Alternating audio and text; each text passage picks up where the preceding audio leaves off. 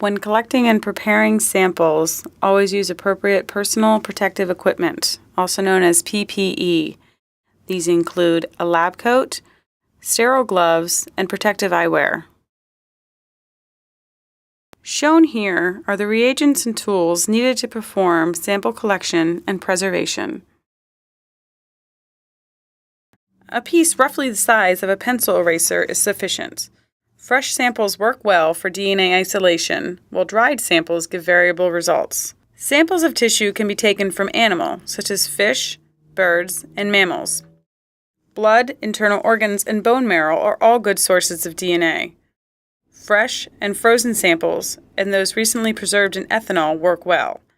However, bone, skin, leather, feather, desiccated, and processed samples are challenging. All tissue samples should be frozen as rapidly as possible and then can be stored in the freezer at -20°C for several months. Be sure to label each collection container with all necessary information such as date, location, and collector's initials.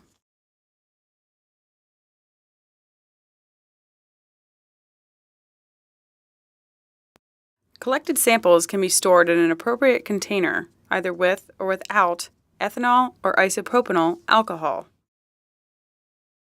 Use clean forceps or tools for each new sample.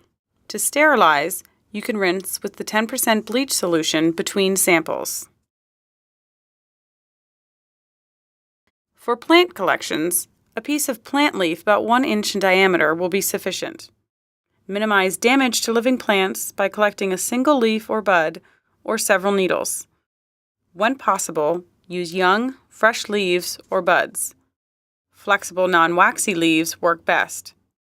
Dormant leaf buds can often be obtained from bushes and trees that have dropped leaves. Fresh frozen leaves also work well. Avoid twigs or bark. If woody material must be used, select flexible twigs with a soft pith inside.